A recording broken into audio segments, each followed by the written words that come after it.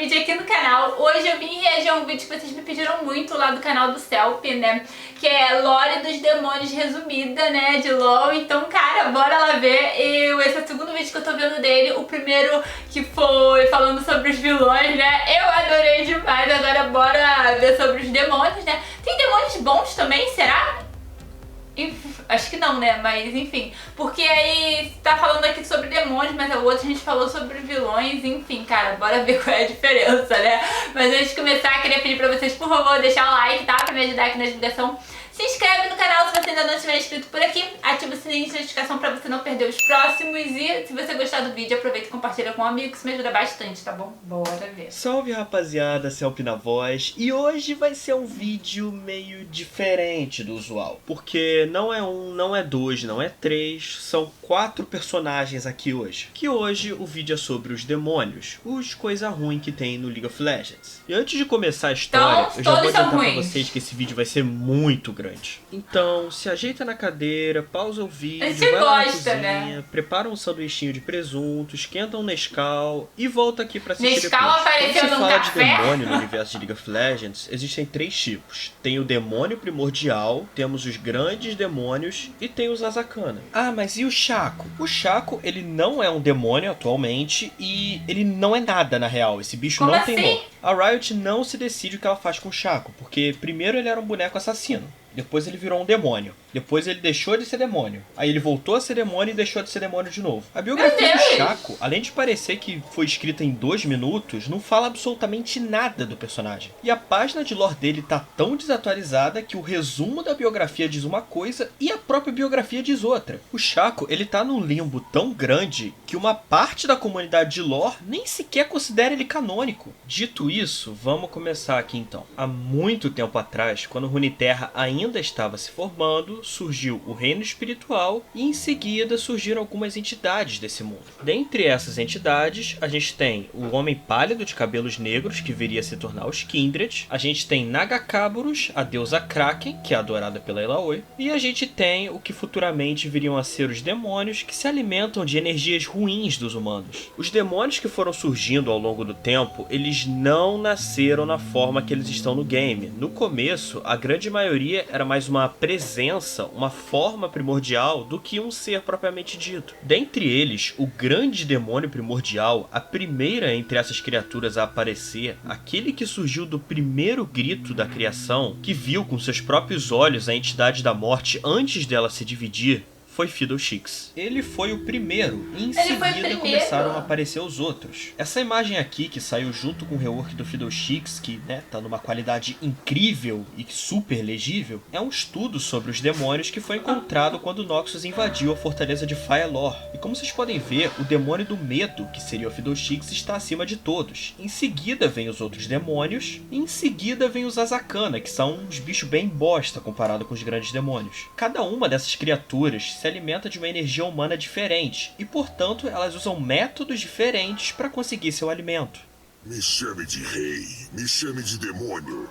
A água esquece o nome dos afogados. Os rios de Valoran são antigos, mas não tão antigos quanto o demônio conhecido como Tankente. O Rei do Rio, o Grande Meneador, Velho Barriga de Bocejo, Dois Casacos ou Sapo Imundo do Caralho, o demônio possui muitos nomes nas diferentes regiões de Runeterra. Desde as casas de jogos de azar lamacentas do Rio Serpentino até as mesas douradas de aposta em Piltover, todos que já olharam a riqueza de outro com desejo conhecem a fome sem fim que vem com o Rei do Rio. As primeiras histórias da criatura foram contadas por viajantes que andavam pelo Rio Serpentino, localizado em Ishtal. Essas histórias falavam de um peixe gigante com uma boca imensa que atraía aqueles que estavam insatisfeitos com promessas de algo a mais. Uma dessas histórias é sobre um jovem que era conhecido por sua honestidade. Ele nasceu em uma família de balseiros. Porém, esse jovem ele desejava uma vida longe das margens pobres que ele conhecia tão bem. O Rei do Rio então apareceu e prometeu a ele uma experiência inesquecível se o jovem contasse apenas uma mentirinha. Parecia algo inofensivo, então o jovem jovem aceitou. Então ele só contou uma mentirinha boba pro irmão dele. Naquela noite, o demônio apareceu novamente e ele mostrou ao jovem uma bifurcação no rio que o balseiro nunca tinha notado. Ele seguiu esse caminho até chegar em um acampamento estrangeiro, onde lhe ofereceram bebida, comida e boas companhias. Perto do amanhecer, o jovem estava se preparando para voltar ao seu povo, quando o rei do rio apareceu novamente e prometeu uma experiência ainda mais incrível se o jovem mentisse novamente. O jovem aceitou e contou mentiras aos seus anfitriões, e assim o rio se abriu mais uma vez, e ele seguiu uma correnteza que levou ele para uma noite ainda mais luxuosa. E isso continuou noite após noite, até que o balseiro, que um dia foi um homem honesto, agora ele mentia tanto quanto ele respirava. Depois de tantas mentiras, o rio finalmente desagou no mar, e então o balseiro se viu sozinho e perdido, onde não havia ninguém mais que ele pudesse mentir, e ele não tinha mais como voltar para casa. A história de Tânquente ficou tão popular que diversas casas de apostas passaram a usar a criatura como um símbolo, e quando Sentina começou a negociar com Piltover, as histórias se espalharam para a Cidade do Progresso. Em Piltover e Zaun é onde Tânquente é conhecido como Dois Casacos, porque segundo as crianças, o peixe é tão grande que ele precisa de 2 jaquetas costuradas juntas para conseguir cobrir o próprio corpo.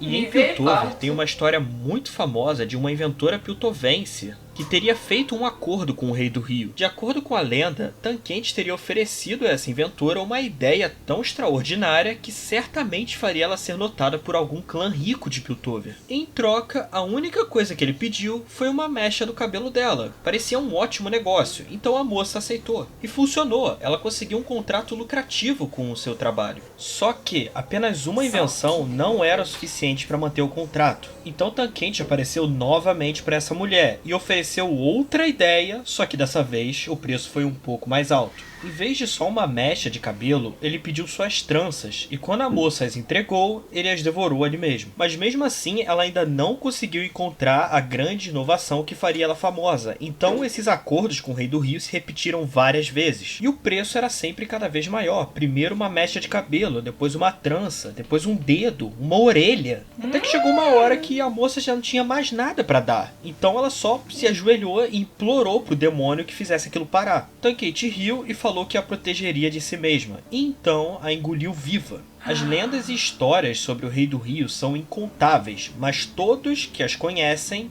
sabem de uma coisa: não importa o quão tentadoras as ofertas de Tânquente pareçam, nunca faça acordos com o Rei do Rio. Isso. Chora pra mim, meu amor. As Guerras Rúnicas foi uma das maiores catástrofes que já aconteceu em Runeterra. E ela só aconteceu porque o Gadão Guerreiro aqui fez o favor de estourar as Ilhas das Bênçãos. Com a queda da cidade de Hellia, a antiga capital da Ilha das Bênçãos, diversos artefatos poderosos começaram a cair em mãos erradas. E as tensões políticas de diversas nações naquela época só cresceram, porque seus líderes não confiavam uns nos outros para manter controle sobre esses artefatos e sobre as runas do mundo, que são as runas que o Ryze tanto anda caçando. Eventualmente, toda essa tensão política acabou resultando em uma guerra que marcou Runeterra para sempre, causando um sofrimento em massa que o mundo nunca tinha visto antes, e fortalecendo a criatura ancestral que viria a ser conhecido como Evelyn. Não, assim não. Para.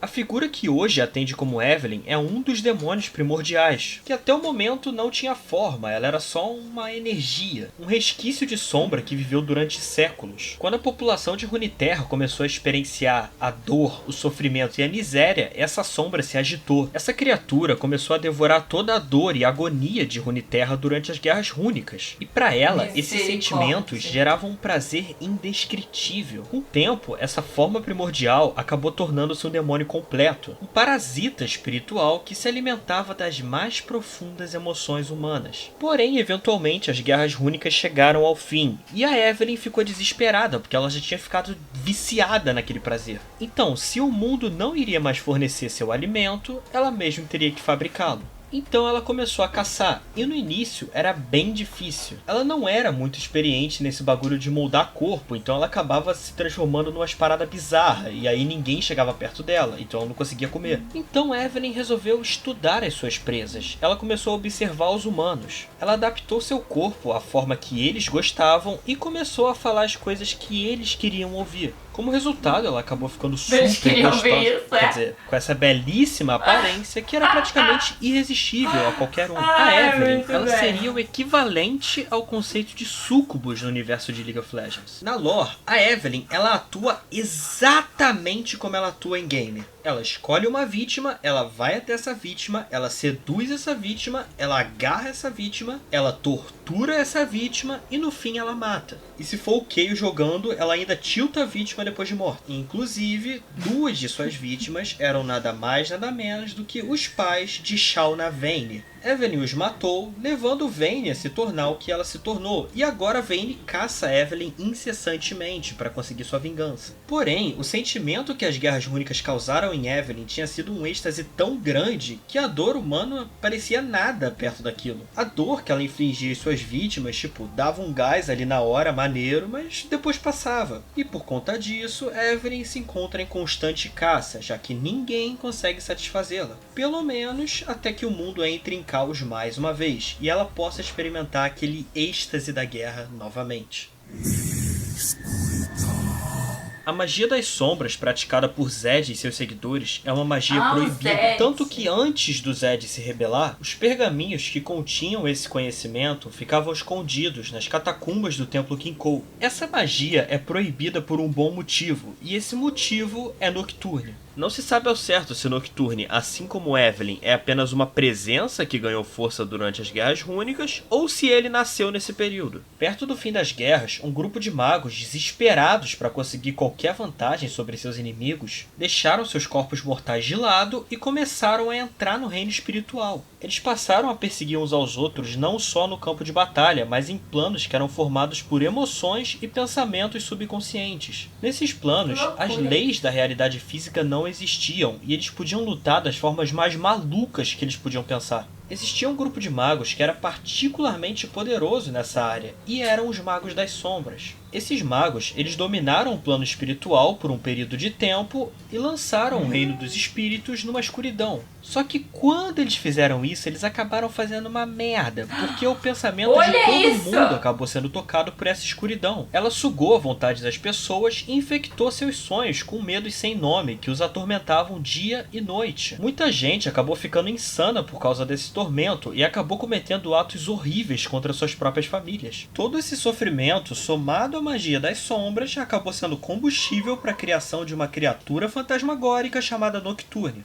Nocturne não compreendia bondade, honra ou nobreza, ele era a representação do terror sem qualquer tipo de restrição para se controlar. E o Nocturne, ele nasceu com muita raiva, porque ele literalmente avançou nos magos que criaram ele e saiu rasgando todo mundo. Tempo não significava nada no reino dos espíritos, porém ainda assim o Nocturne prolongava as suas caçadas. Ele gostava muito de saborear a angústia de sua presa antes de finalizá-la. Acabou que no fim não restou ninguém lá dentro e também ninguém queria entrar mais lá. Por conta disso, todo o conhecimento que existia sobre magia sombria foi escondido, e a sua prática foi proibida sob pena de morte em diversos lugares. Nocturne acabou ficando preso no reino espiritual e ele começou a passar fome porque quase ninguém passava por lá. Até que ele finalmente encontrou uma forma de se manifestar no mundo real, através dos sonhos. Atraído por corrente de magia que corriam os dois reinos, Nocturne começou a transformar belos sonhos em terríveis pesadelos. Nocturne acabou se tornando um reflexo dos medos mais primais de todo o mundo de Runeterra. Eventualmente, Nocturne acabou cruzando com um homem chamado Fócia, que era bisavô do Garen da Lux. Os dois lutaram e Fócia conseguiu derrotar Nocturne, mas não matá-lo. Ele apenas mandou Nocturne de volta para a escuridão e Nocturne passou um tempo nas sombras se recuperando da batalha. Eventualmente, ele retorna para atacar Demacia mais uma vez. Certo dia, Lux viajou para o Monte Vala a fim de prestar homenagem ao seu bisavô. Chegando lá, ela foi recepcionada por uma mulher chamada Pernille. Pernille fala que o filho da magistrada Giselle, a responsável por aquela região, desapareceu e que muita gente acha que isso é obra de um mago das sombras. A Lux então pergunta por que o pessoal está achando isso, e a Pernille responde: vai dormir, amanhã a gente conversa. Só que aconteceu uma coisa muito estranha naquela noite. A Lux começou a ter pesadelo atrás de pesadelo e não conseguiu dormir. Nem ela, nem ninguém no Monte Vala e nem seu próprio cavalo. Foi então que Lux percebeu que algo naquela cidade estava muito errado. Então ela pegou seu cavalo e viajou em direção ao túmulo de seu bisavô.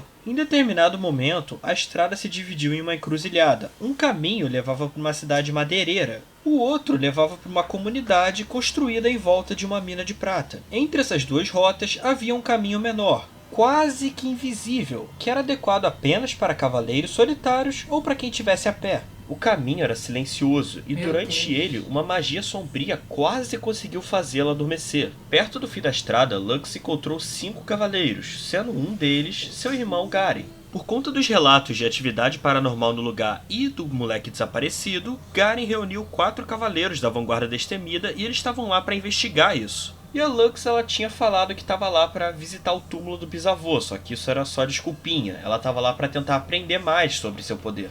Eles então começaram a escutar os gritos de uma multidão raivosa vindo perto da praça do mercado. Quando eles chegaram lá, a magistrada Gisele estava puta da vida e tinha um homem que estava prestes a ser executado, sob acusação de ter matado sua própria família e seus vizinhos. O homem berrava, gritando que o que ele matou não eram pessoas, eram monstros. Lux e Garen se aproximaram e a Lux até conseguiu retardar um pouco o processo e tentou conversar com ele para conseguir mais informações. Só que a Gisele estava puta da vida, porque ela achava que ele também tinha matado o filho dela, porque, segundo ela, o filho dela era diferente. Diferente como?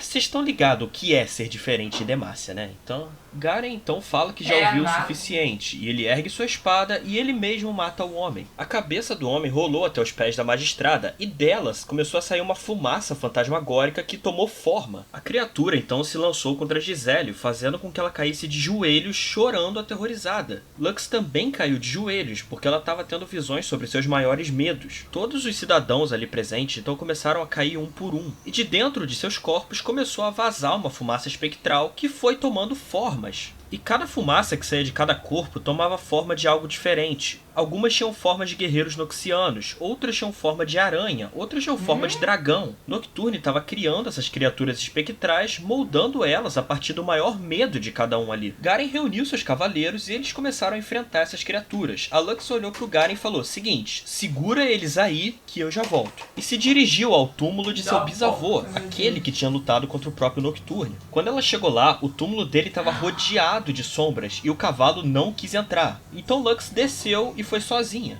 Lá ela encontrou Luca, o filho da magistrada Gisele, que tinha desaparecido, e ele estava sendo possuído pelo espírito de Nocturne. Depois de anos na escuridão, Nocturne estava faminto e ele acabou encontrando esse moleque. Então ele começou a atormentar esse moleque e se alimentar do medo que o moleque tinha de ser descoberto, já que ele era um mago em Demacia. Por consequência, ele conseguiu recuperar um pouco de suas forças e começou a atormentar toda a região. Lux jogou sua adaga em direção ao garoto. Ela não queria feri-lo, ela só queria expulsar o demônio do corpo dele por alguns instantes, para que ela pudesse conversar com o moleque. E funcionou, então ela e o moleque deram as mãos e Lux usou todo o seu poder para canalizar uma energia de luz imensa que expulsou Nocturne desse mundo mais uma vez. Quando Lux abriu o olho, tudo já tinha voltado ao normal. A escuridão que assombrava a floresta tinha desaparecido. E as visões de coisas macabras que ela tinha sumiram, incluindo os monstros que estavam lutando contra Garen e seus cavaleiros. E ainda bem, porque chegou um ponto que eles não estavam mais aguentando lutar.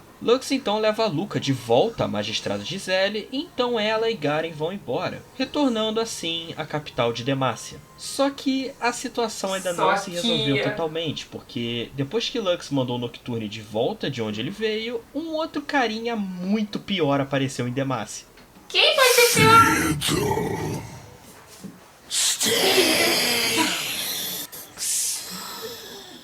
Há muito, muito tempo, em uma torre beira-mar, um jovem e tolo mago trazia ao mundo um monstro que ele não conseguia controlar. O que surgiu à sua frente foi uma entidade mais antiga do que os próprios registros históricos, algo mais sombrio do que uma vasta noite sem estrelas, algo que o mundo tentou desesperadamente esquecer, e em questão de instantes, o mago, a criatura e a torre se perderam no tempo. Essa é uma das muitas lendas sobre o demônio do medo, conhecido como Fiddlesticks, que por muito tempo todos acharam que Ele era é o apenas pior uma de historinha todos, de terror então, para né? assustar as crianças. Em Freljord, as crianças contam histórias sobre um monstro que surge de sepultas do gelo e que o corpo é feito de elmos, escudos, peles e lenha. Em Sentina, marinheiros bêbados trocam informações sobre uma figura vista sobre um pequeno atol bem distante, e as pessoas que vão até esse atol nunca retornam. E se você, assim como eu, não sabia o que era um Sei atol, não. atol é uma ilha oceânica em forma de um anel. É isso É aqui. uma ilha? Já as lendas de Targon falam sobre uma criança do crepúsculo que roubou a única felicidade que um ser horrendo e destroçado tinha. Enquanto veteranos de guerra noxianos contam sobre um lavrador solitário que levou a culpa por causa de uma péssima colheita e acabou virando comida de corvo. Assim, retornando ao mundo dos vivos como um demônio. Demacia, Piltover, Stal, Ionia, Shurima, todos conhecem a história do demônio do medo, mesmo que contada em versões diferentes. Mas mano, é um conto de um espantalho possuído que é usado pra botar criança na linha. Quem que vai ter medo dessa merda? Muita gente, porque Fiddlesticks não é só uma história. Uma presença sombria despertou na região interior de Ele é um Demacia, grande bicho instigada pela papão, onda né? crescente de medo e paranoia que assolava o local. Propriedades rurais foram evacuadas, viajantes sumiram das velhas trilhas e os guardas que patrulhavam aquela área desapareceram. Os sobreviventes que conseguem fugir desse terror ancestral voltam de olhos arregalados, sem falar coisa com coisa, contando sobre como corvos não são corvos, sons que não são sons e um terror desigual em forma de espantalho. E é claro, a gente tá falando de Demacia, então quem que vai levar a culpa por isso? Os magos, né? Ê, país escroto. Só que os magos não têm nada a ver com a história. O demônio ancestral realmente retornou. Uma presença tão macabra que até os animais ficam angustiados em ouvir seu nome. E junto com o ressurgimento dessa presença, uma outra história antiga também ressurgiu. A lenda de uma antiga criatura que não tem forma, pensamento ou qualquer tipo de entendimento sobre o mundo que vive. A criatura apenas cresce e se alimenta, se tornando uma imagem mal formada que reflete aqueles que o temem. O demônio do medo, ele desafia qualquer tipo de conhecimento moderno sobre magia. Ele é uma presença que apenas existe, sempre existiu e sempre existirá. Recém-despertada, a criatura está aprendendo mais sobre o mundo que vive. Ela conhece o medo de todos e se alimenta disso, sendo até mesmo capaz de imitar a voz de suas vítimas. Isso quando ele não usa os próprios materiais e os metais do espantalho para tentar reproduzir algo que se pareça com uma palavra. Eu sou um espantalho.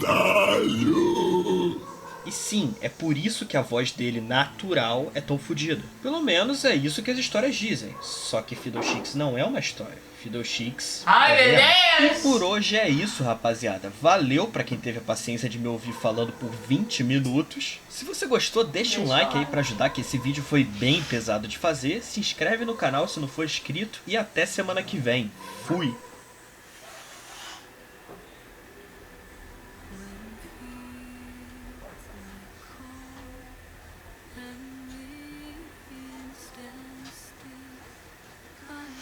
Gente, então os demônios são do mal, do mal, do mal, grande mal. Cara, eu tinha visto as falas estranhas do Fiddles, né? E, cara, meu Deus do céu, ele é o grande mal. Nossa senhora. Cara, adorei o vídeo, assim, bem explicativo, né? E, gente do céu. Agora eu quero conhecer a história da Lux mesmo, sabe? Porque eu já vi ela na cinemática, mas não conheço a história. E lá na cinemática mesmo já me deu muita curiosidade, porque esse vídeo aqui me deu mais curiosidade ainda pra conhecer, realmente conhecer tintim por tintim. Nossa, gente, adorei o vídeo. Enfim, tá lá o peixe boi de novo, né? Aterrorizando as pessoas. A história dele me lembra muito da... Gente, é Úrsula, né? Da Pequena Sereia. É Úrsula. A Morgana que aparece na Pequena Sereia 2. Enfim, cara, me lembra bastante. A história dele me lembra bastante dela, né? Porque uma troca que seria uma coisinha de nada e depois se torna uma coisa enorme, né, cara? Uma enganação, né? Enfim, cara, adorei o vídeo. Se vocês gostaram também, não esqueça de deixar o like, isso me ajuda muito, tá? Então deixem o like, se inscrevam aqui no canal, ative o sininho também pra você não perder. Não sai de deixar um comentário pra me saber o que você achou. Qual é o pior de todos pra vocês, conta aí pra mim, ou qual vocês gostam mais. E também deixa uma indicação de outro vídeo pra gente reagir. Grande beijo pra vocês, até o próximo. Tchau!